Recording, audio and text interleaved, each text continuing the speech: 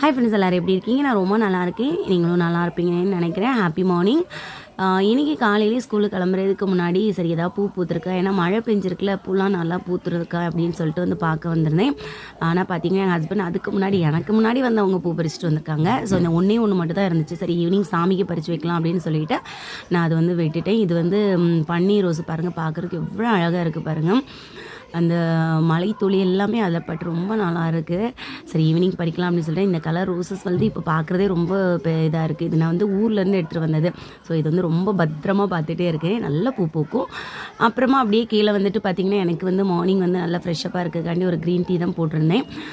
Green tea அப்படியே குடிச்சிட்டு இது வந்து தேங்காய் வந்து திருவி உடச்சி வச்சிடலாம் அப்படின்னு. ஏன்னா நம்ம வந்து அப்பப்போ திருவி இது பண்ணுறதுக்கு நம்ம வந்து எப்போவுமே வந்து தேங்காய் வந்து திருவி பாக்ஸில் போட்டு வச்சுருவேன். ஏன்னா நமக்கு வந்து ஈஸியாக இருக்கும் அப்படின்ட்டு. இது என்ன தேங்காய் அப்படின்னு பார்த்தீங்கன்னா, இது என்னோட சிஸ்டர் ஒருத்தவங்க கொடுத்துருந்தாங்க. இந்த சபரிமலைக்கு வந்து நெய் தேங்காய் அடைச்சிட்டு போவாங்கல்ல, அது வந்து அவங்க எனக்கு வந்து கொடுத்துருந்தாங்க.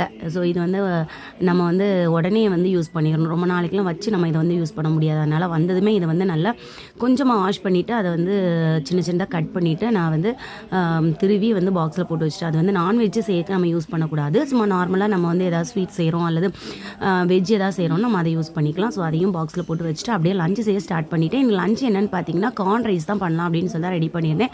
ஸோ அதுக்கு வந்து பேனில் எண்ணெய் விட்டுட்டு ஹோல் ஸ்பைசஸ் போட்டுட்டு வெங்காயம் சின்ன சின்ன கட் பண்ணி அதையும் சேர்த்து நல்லா வதக்கிட்டு, அதுக்கப்புறம் தக்காளி ஒரு 3 தக்காளி எடுத்து அதையும் நல்லா அரைச்சி அதையும் சேர்த்துட்டு, இப்போ வந்து ஒரு மசாலா பார்த்திங்கன்னா இதில் வந்து கொஞ்சமாக புதினா, மல்லி இலை, அதுக்கப்புறமா ஒரு பச்சை மிளகா, கொஞ்சமாக தயிர் சேர்த்து அதையும் சேர்த்து நல்லா கலந்து விட்டதுக்கப்புறமா தேவையான அளவு உப்பு, மிளகாய்த்தூள், மஞ்சத்தூள் சேர்த்து நல்லா வதக்கி விட்டுக்கோங்க. இந்த ரைஸ் ரொம்பவே நல்லாயிருக்கும். குட்டீஸுங்களுக்கு ரொம்ப பிடிக்கும்.